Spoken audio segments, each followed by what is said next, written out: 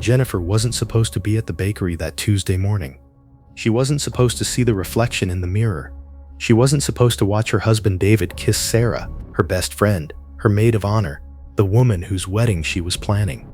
But she did, and when she saw Sarah's hand move to her stomach in that protective way, Jennifer knew.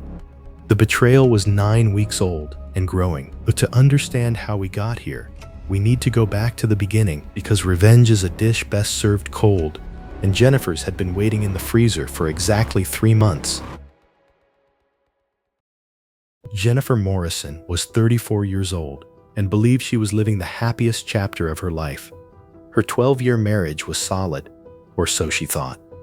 Her husband David was a successful financial advisor, handsome, charismatic, the kind of man who always knew the right thing to say. Everyone around him loved him, but no one knew his true face. Jennifer was an independent event planner. Weddings, birthdays, corporate events, she had dedicated her life to making people's most important moments unforgettable. Her obsession with details, her perfectionism, and her warm personality had made her a sought-after name in the industry, and planning her best friend Sarah's wedding was the pinnacle of her career. Sarah Whitmore had met Jennifer 15 years ago in college. They had shared years of laughter, tears, and secrets. Two young women who had become each other's family over time. Sarah had been Jennifer's maid of honor at her wedding. Jennifer had been there for Sarah through every breakup. The bond between them was stronger than blood, or so it seemed, and now Sarah had finally found the love of her life. Her fiancé's name was Michael Brennan, a handsome lawyer, 36 years old, mature and determined. Sarah was in love with him, and Jennifer was genuinely happy for her friend. At least she was happy until that morning. That Tuesday morning, Jennifer was heading to a boutique bakery called Sweet Moments. She had an appointment for the final tasting of Sarah's wedding cake, but Sarah had a last-minute work commitment, so Jennifer went alone. It wasn't a problem. Jennifer was experienced enough to handle this, and she knew all of Sarah's preferences by heart anyway. The bakery was in the city's historic district, a small, charming place. From the outside, it looked simple, but inside was another world. When she walked in, the sweet scent of vanilla cake filled her nostrils. The display cases were filled with handmade cakes and cookies. Each one was a work of art. The walls were cream-colored, and vintage chandeliers hanging from the ceiling cast a soft glow. Jennifer headed to the back room. She was supposed to meet with the pastry chef Marco there. Marco was a famous pastry master from Italy. Every wedding cake was a masterpiece to him, and Sarah's would be no different, but Marco wasn't ready yet. He said he needed 5 more minutes, putting the final touches on something. Jennifer smiled understandingly and settled in to wait. The waiting area was a small but elegant corner, a soft velvet chair, a side table, and a large mirror standing in the corner. The mirror was old, Baroque style, gold-leafed, decorated with hand craftsmanship. It was probably placed there for display purposes, but from where Jennifer sat, she noticed the mirror perfectly reflected the door to the adjacent room. That's when her life changed. The adjacent room was the bakery's custom order section. The door was slightly ajar, and the image reflected in the mirror silently destroyed Jennifer's world. David was there, her husband David. He'd said he was going to work that morning. There he was in his suit, with his usual confident posture, and next to him was Sarah, Jennifer's best friend Sarah. Sarah, whose wedding she was planning. David was kissing Sarah. Jennifer's breath caught, her chest tightened, but she didn't make a sound. Her body was frozen. Her eyes were locked on the mirror. She couldn't close them, couldn't look away. The kiss was soft, intimate. It wasn't the accidental kiss of two strangers. It was the comfortable, natural kiss of two lovers who had made it a habit. David's hand slid to Sarah's waist. Sarah was smiling, her eyes closed, peaceful. Then Sarah did something, a small gesture, almost imperceptible, but Jennifer saw it, and that gesture changed everything. Sarah moved her hand to her stomach and held it there, with that protective, instinctive gesture that every pregnant woman has made for thousands of years. Jennifer's mind began racing. She remembered the changes in Sarah's behavior over the past few weeks. She'd noticed Sarah wasn't drinking coffee. Sarah was a coffee addict who used to have 3 espressos every morning, but not anymore. She'd said her stomach had become sensitive. She'd also kept talking about a wedding diet program, but she wasn't losing weight. In fact, she'd gotten a bit fuller. Her face was rounder, her hips wider. Jennifer had interpreted this as the effect of stress, but now this gesture, hand on stomach, protective, tender, pregnant. Sarah was pregnant. And David, could David be the baby's father? The answer to the question in her mind appeared again in the mirror. David caressed Sarah's cheek. Sarah looked at him and said something. David smiled and nodded. Then he kissed her again. This time, longer, deeper. Jennifer's stomach turned. Her insides began to tremble. Her hands were sweating. She was struggling to breathe. But still, she didn't make a sound, didn't move, because she understood something. If she reacted now, she would lose control, and Jennifer Morrison had never lost control at any point in her life. Marco's voice brought her back to reality. The cake was ready. He was calling for Jennifer. Jennifer stood up.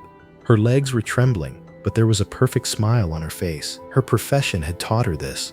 No matter what you feel, appear flawless from the outside. If the client is happy, you're happy. If the wedding is perfect, you're perfect. She did the cake tasting. Marco showed her different layers, creams, decorations. Jennifer examined each one carefully, took notes, gave approval. Her voice was calm, professional. Marco didn't notice anything. She completed the payment, thanked Marco. They went over the details of the cake delivery next week one more time, and Jennifer walked out through the bakery's front door. She didn't look toward the side room, didn't check if David and Sarah were still there, just walked. She got in her car, closed the door, gripped the steering wheel, and then, when she was alone, she started trembling. Tears didn't come. She didn't scream. She just sat there, hands on the steering wheel, eyes staring blankly ahead, something turning in her mind. 12 years of marriage, 15 years of friendship. Were both lies? Her phone vibrated. A message came in from Sarah. The message asked how the wedding cake tasting went. And at the end was a heart emoji. A heart emoji, as if nothing had happened. As if she hadn't been kissing Jennifer's husband half an hour ago. Jennifer closed the phone, started the car, and drove home. A decision was beginning to form in her mind. When Jennifer got home, David wasn't there yet. Good, because she didn't know what she would say. Actually, she wasn't going to say anything at all. That evening, David came home at his normal time. He took off his jacket and tie, greeted Jennifer with a hello kiss. Just like always, everything was normal. But Jennifer now knew that nothing was normal. Jennifer had prepared dinner, pasta, David's favorite, candlelight, wine, a romantic dinner. David seemed happy.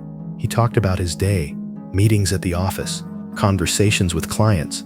Everything routine, ordinary. David asked her about her day.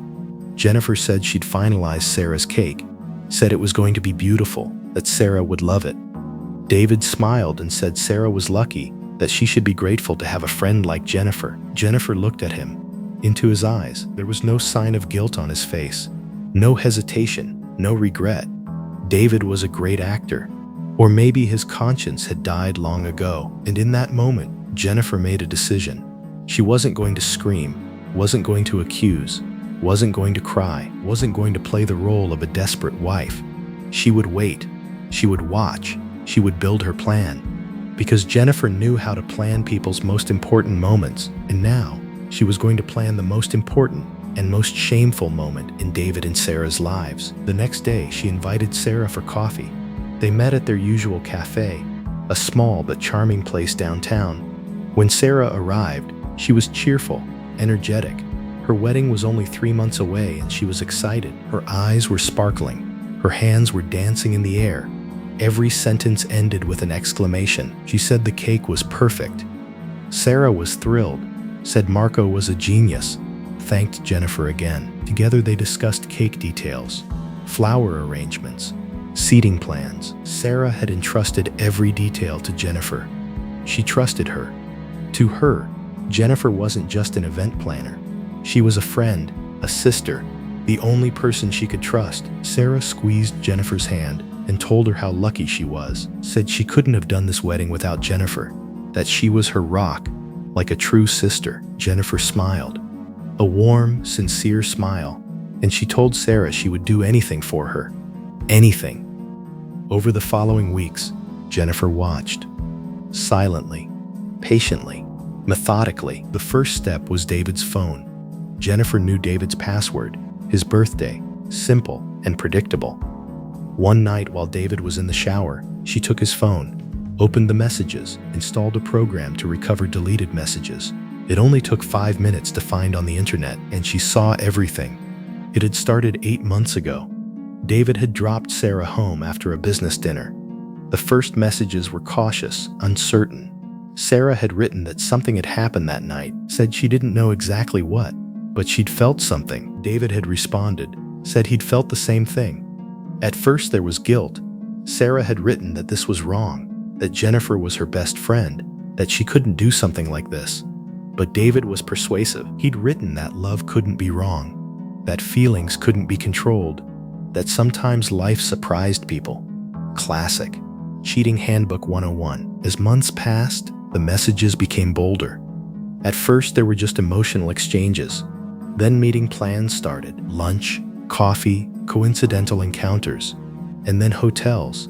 Jennifer saw the hotel reservations. Grandview Hotel, one of the city's most luxurious places. Payments made on David's credit card. Dates, room numbers, even room service orders were on record. Jennifer noted everything, created an Excel file. Dates, places, expenses, detailed, organized, perfect. And then she saw the message from 6 weeks ago. Sarah had written that she'd taken a test, said she was scared. David had asked if it was positive. Sarah had said yes. They'd discussed what they would do. Sarah had written that she was marrying Michael, that maybe she could say the baby was his. David had asked if she was sure. Sarah had said they had no other choice. Jennifer felt sick reading the screen. Sarah was pregnant, and she knew the baby was David's, but she was going to lie to her fiancé Michael. And David was allowing this because he didn't want to leave his wife.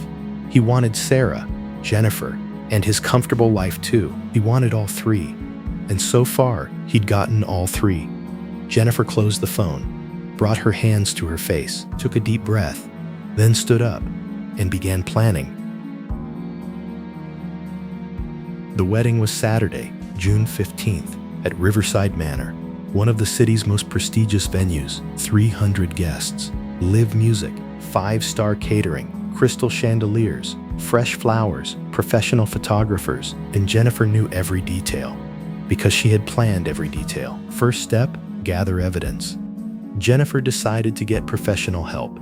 She did research online and found a private investigator. Her name was Rebecca Hawthorne. Her website was minimal but impressive.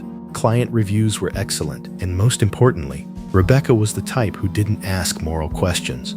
Jennifer met her at a cafe. Rebecca was cold, professional. She had short-cropped black hair, sharp eyes, and a manner of taking notes without asking anything. Jennifer explained what she wanted. Everything. Photos, videos, audio recordings, anything that would hold up in court. Said she wasn't afraid to walk on the edge of legal boundaries. Rebecca raised an eyebrow and asked if this was a divorce case. Jennifer looked at her and said no. Said it was something better. Rebecca smiled. Very few things surprised her, but this was interesting. Within 2 weeks, Rebecca returned with a file full of evidence. There were photos of David and Sarah together at the Grandview Hotel, entering from the front, walking hand in hand in the lobby, getting into the elevator, professional equipment, date and time stamped, clear images. There were photos of them eating at a restaurant, moments of David holding Sarah's hand, Sarah smiling at him, both oblivious to the world, and most importantly, audio recording. Rebecca had placed a small listening device in Sarah's car. Was it legal? Maybe not. But Jennifer didn't care. Rebecca said that technically these recordings couldn't be used in court, but could be used in the court of public opinion. Jennifer listened to the recording. Sarah was talking to a friend on the phone. She said she'd told Michael she was pregnant, that Michael was very happy, but she'd also added that the baby was David's. Her friend had asked if she was sure. Sarah had said yes based on the timing, but that she couldn't tell Michael, that it would ruin everything. Her friend had asked about Jennifer. Sarah had answered after a long silence. She'd said Jennifer would never find out, that she would end things with David after the wedding, make a clean start, that Michael would be a good father, that this was best for everyone. Jennifer stopped the recording and rewound it.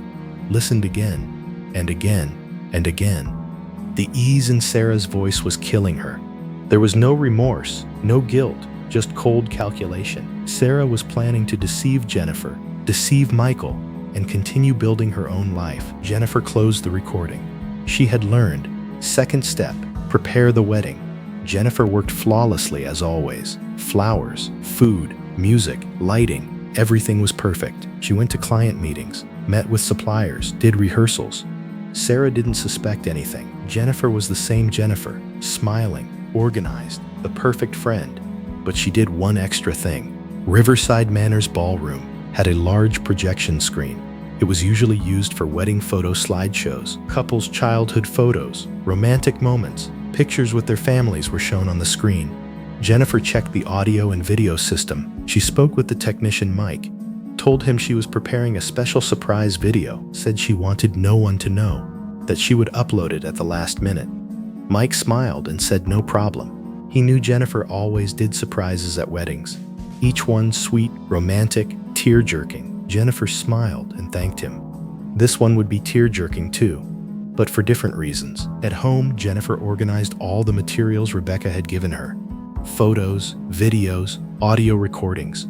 She uploaded everything to her computer, opened the video editing program. She used this for work, to prepare wedding slideshows, but this time she was preparing a different kind of slideshow. She arranged all the evidence in chronological order. First photo, David and Sarah entering a hotel in October. Second photo, at a restaurant in November. Third, walking in the park in December. Under each photo, she added date, time, and location information. Professional, clear, indisputable. Then she added the audio recordings. Sarah's confession, David's messages. Every word, every sentence was clearly audible. She prepared an 8-minute video. The title, True Love, A Journey. The irony was perfect. Sarah would talk about true love at her wedding. Jennifer would show her what true love really meant. She saved the video to a USB drive, put the drive in her bag, and waited.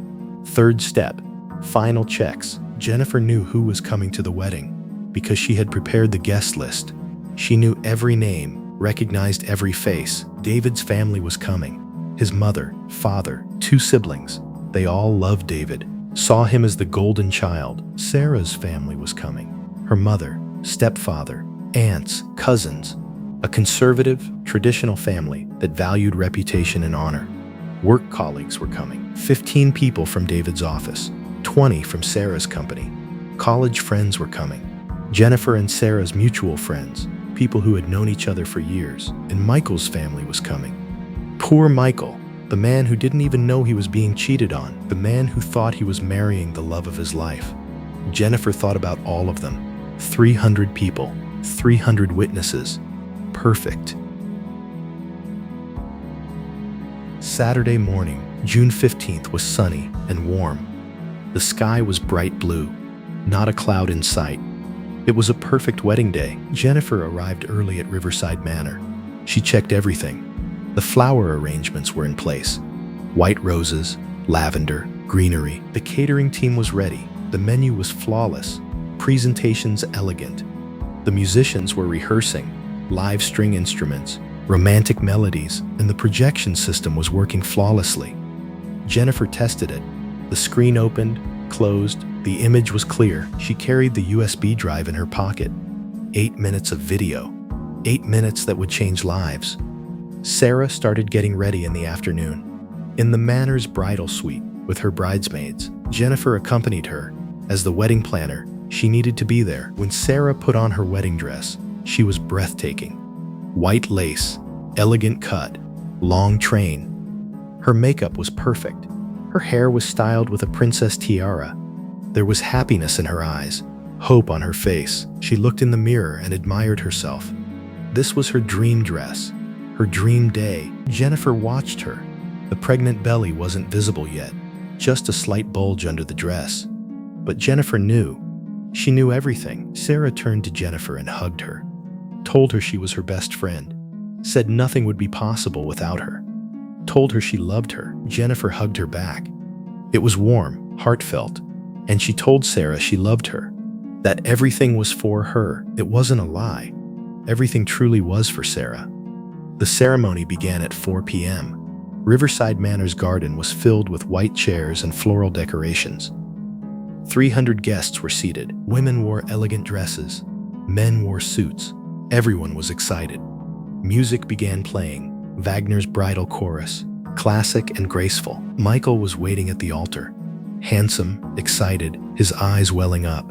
He was waiting to marry the love of his life. To him, Sarah was perfect, beautiful, intelligent, faithful. To him, life was perfect. Poor man. In a few hours, everything would change. When Sarah arrived, everyone stood. She was walking with her father, smiling, happy. The wedding dress train stretched behind her, swaying gently with each step. The bouquet of roses in her hand trembled. From excitement or fear, it was hard to tell. Jennifer sat in the back row. David was next to her. Her husband, David. The cheating, lying, selfish David. David was looking at Sarah. There was something in his eyes. Longing, regret. Jennifer didn't even look at him. She focused on Sarah, not him. The ceremony began. The officiant spoke about the sanctity of marriage, about love, commitment, honesty. The irony was painful. Vows were read. Michael held Sarah's hands and declared his eternal love for her.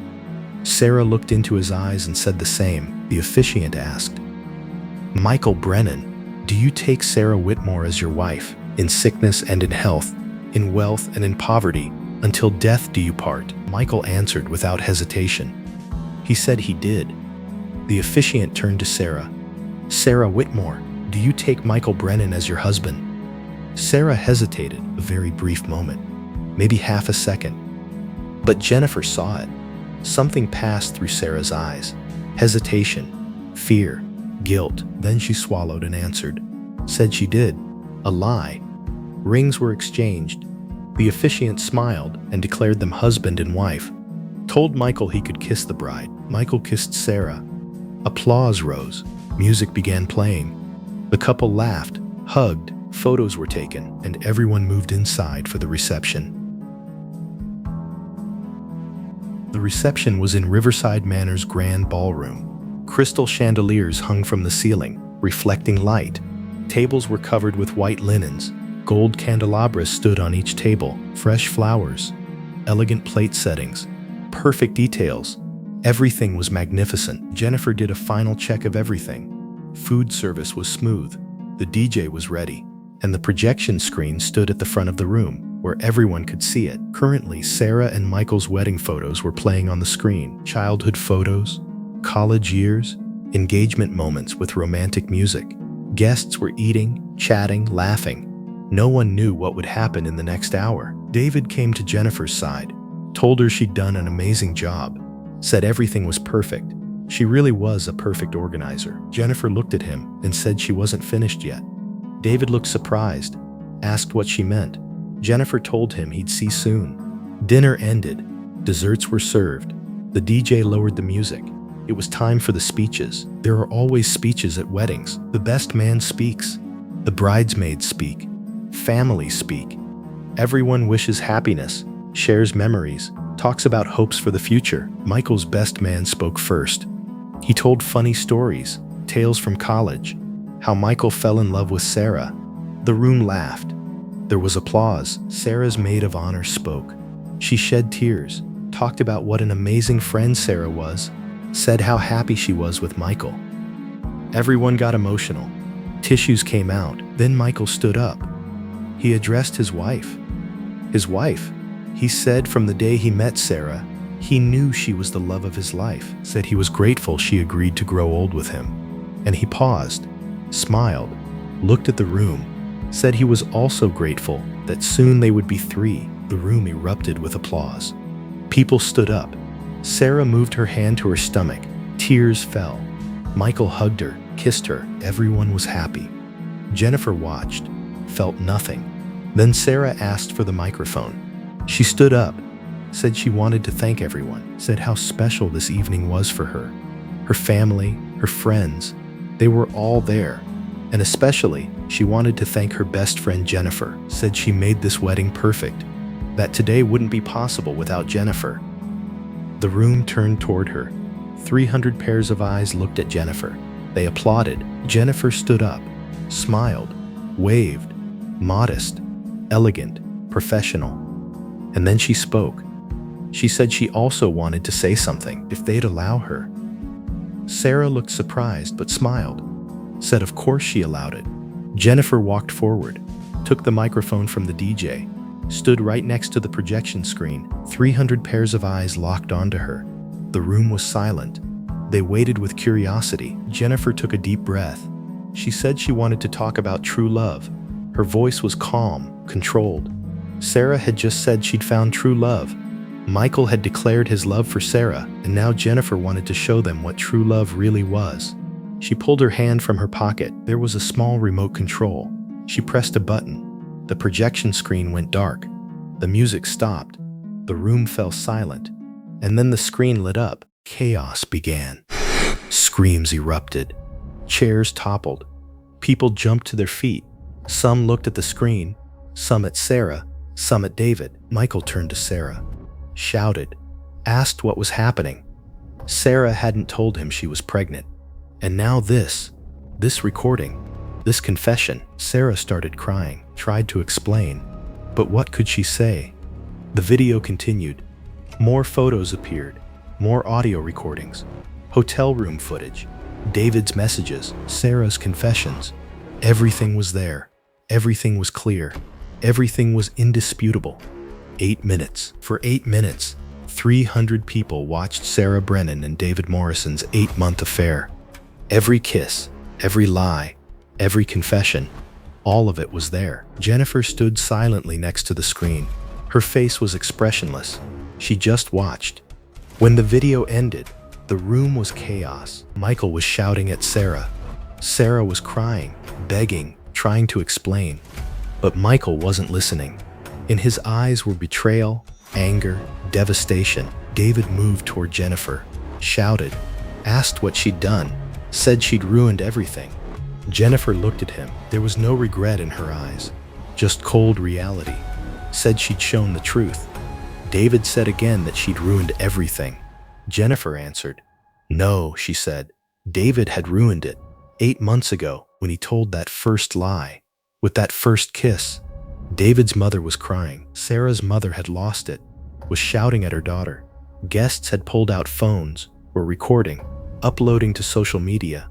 Jennifer left the room, didn't look back, heard the screams, the shouts, the sounds of chaos behind her, but didn't stop. Walked, exited through the door, passed through the garden, got in her car, and went home. 3 months later, Jennifer was no longer married. The divorce had concluded quickly. David couldn't ask for anything because the evidence of infidelity was obvious, public, indisputable. Even lawyers couldn't defend him. Jennifer got everything.